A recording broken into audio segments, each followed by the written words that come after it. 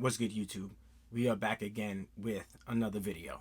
And honestly, I don't want what happened to me to happen to any of you guys.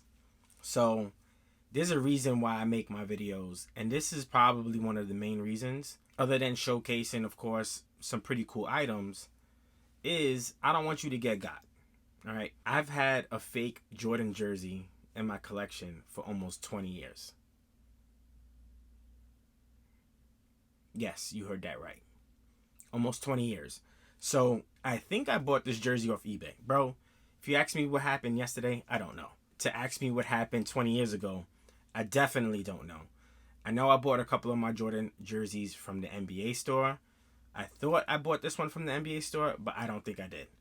So now, thinking about it, I think I bought this one off eBay. I also bought my 98 white Jordan jersey off eBay. And at the time, I started working. I was about 19, 20 years old, straight out of high school.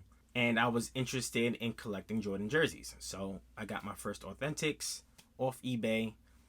I probably got this jersey, and I'm not going to tell you which jersey it is right away, although you probably know already. But one of these jerseys behind me are fake. Now, it's a very tough and very difficult fake to spot. But after doing a little bit more research, I come to the conclusion that although the garment itself, and we're going to get into all of this a little bit more closely, it seems like an authentic garment, but definitely something's wrong with the twill and the stitching. Something is super off about it. So with that being said, I'm going to show you why I think I have a fake jersey for 20 years and why I bought what I feel is the correct retail version. As we know, Mitchell & Ness is not going to recreate these, unfortunately. Right? This would be an awesome jersey. This would probably sell out unless they made a super amount or mass production. This would be a popular jersey as far as Mitchell & Ness is concerned, in my opinion. But MJ has to give the rights for them to make a Wizards jersey, and he doesn't. He doesn't give them any rights to do so. He only sticks with his Bulls stuff. So to get this jersey, you're going to have to go back 20 years, 2001, 2002, 2002, 2003, when MJ played for the Wizards, is the only way you can get this jersey is getting a vintage jersey from back then. At the time, Nike was the manufacturer, and they made a boatload. Like, no joke, if you looked at the right time, pre-Last Dance, you can get these jerseys anywhere between $80 to $160 brand new. That's how easy it was to get these jerseys. I never thought about getting them because I already thought I had one in my collection that was authentic. So we're going to get into this jersey a little bit more. Now, this is the retail authentic. This is, hey, Aria. What's up, girl? How you doing, Papa? How you doing? You a good girl? We're going to take a look at a little bit of the differences, but there was one thing that just really stood out, and I was like, oh yeah, this is not it. All right, so let's get into this jersey really quickly. This is my jersey that I had for 20 plus years. All right, so you have the made in El Salvador. Tagging is all correct. Trim is correct. Now, I know you see a little bit of wrinkle on the trim here, but honestly, that's how they work. In fact, MJ himself would have jerseys where his trim was slightly wrinkled.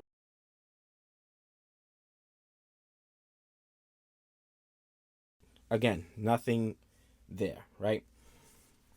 The Wizards. What I noticed one day is it started yellowing. And then I decided to look in the inside of the stitching. Now you can see already the stitching has this paper and it just feels a little off. Could it be real? Maybe at most. It's a custom. It's certainly not a real retail version. Same thing with the back, right? So stitching is not terrible, but the twill threw me off. Now this is where I knew for a fact it wasn't a retail version. So as we see the Wizards, right? And I'm going to put an actual authentic autographed jersey, picture of it at least, up on the screen, right? If you look at the Wizards across, there's some spacing between the I and the Z. and the Z and the A, right? If we take a look at this, there's no spacing. Everything is like sewn on together. So this is actually like one piece, pretty much. I mean, it may be one piece anyway, but there's no space there. Now let's take a look at this one, right? Made in El Salvador. So even that doesn't matter anymore. And then on this one, you guys can see clearly there's a space between the I and the Z, and then there's a space between the A and the Z. All right. And then, so just for showing you that, like, there's no space there, and then there's a space there. Okay. So that was one thing that I noticed. Another thing I noticed, really looking at it at one point, is the Jordan on the back. So if you take a look at this Jordan on the back, it has a thicker lettering, boxy. And then you take a look at this Jordan on the back, and it's a thinner lettering, right? Same font, but just super different. And you could definitely tell the difference of thickness on the retail authentic version. Okay, fonts are the same otherwise. 2 looks a little different. I don't know if that's just the angle, but the 2s are a little off. The 3's a little different. And then on the front,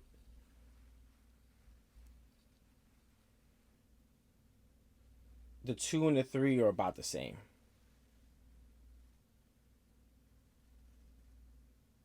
Okay, now,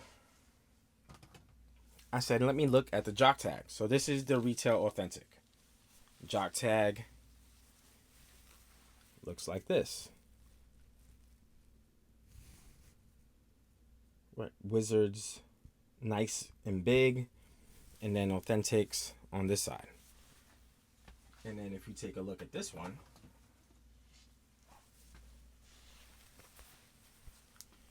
jock tag placement is correct, but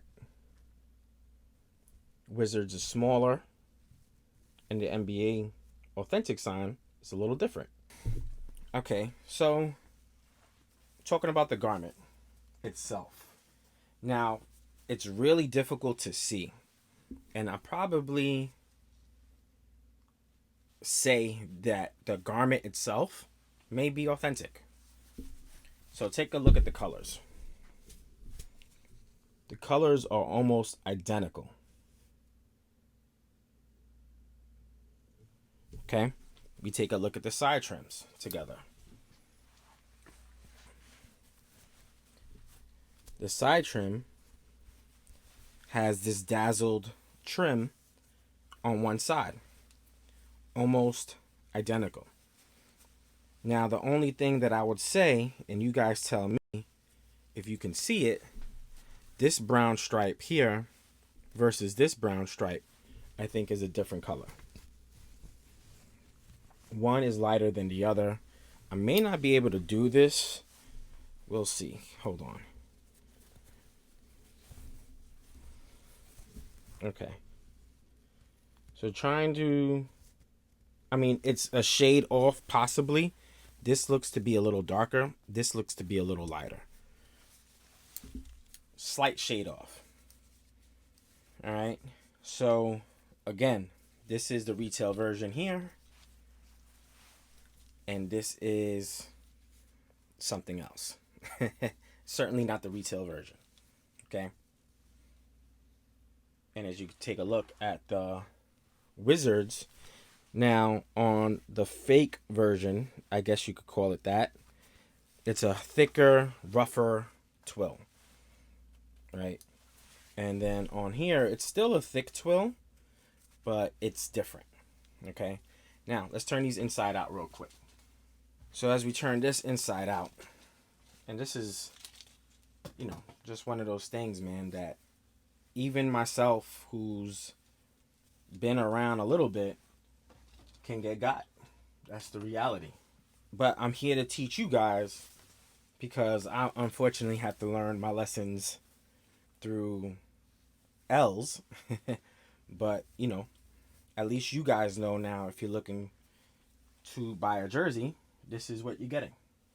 Okay? Major differences on the stitching. Now, are they some retail authentics that may have paper? Possibly. But, man, look how much cleaner this is. It's crazy. And then the Wizards, right?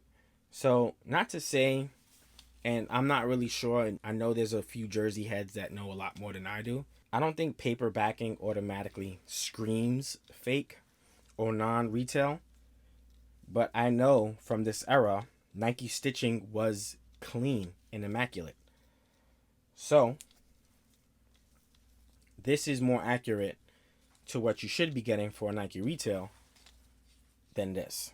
This looks like a custom job, and even Nike customs back then were like this. All right. So, that is one thing. Another thing that I wanted to show you, and again, not to say all fakes don't have production dates, but retail versions certainly do. And this one doesn't have any production date at all. And then this one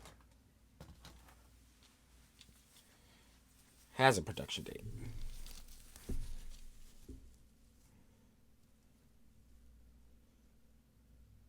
Okay.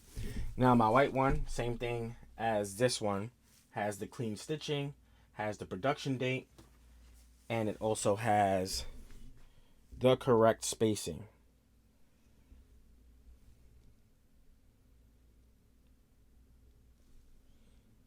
Okay. Another thing that I will mention and notice is the little wizard, I guess, icon over the eye. So, one second. So, on this one, this is the fake. You see how that wizard, I guess, whatever this is, bro, like little doodle stain. You see how it's like directly over and it's not arched towards the W? And then you take a look at this one.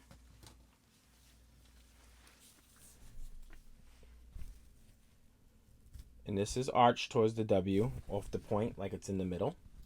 Right there. Okay. And then this one, same thing.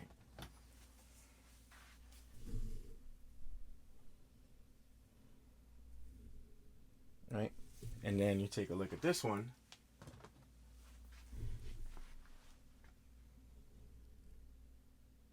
Clearly off.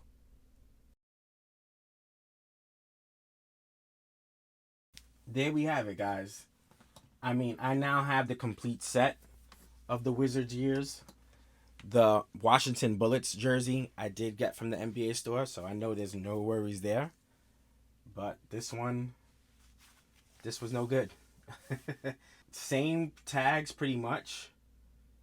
It's strange, but same tags pretty much. It's crazy, man. This is crazy. This is like super duper crazy. But yeah, there we have it.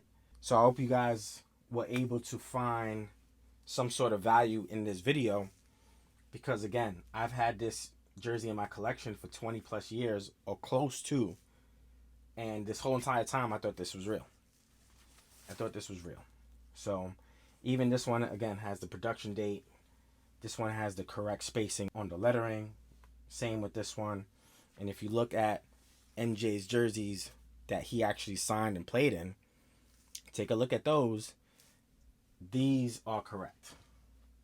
This one is definitely not correct.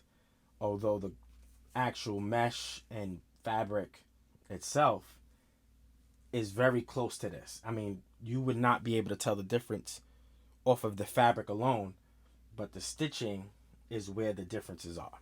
All right. I hope you guys enjoyed this video. I just picked this jersey up literally yesterday, and a great collector on eBay. He happens to live in Brooklyn, so it makes it easy for me to just reach out to him and pick something up.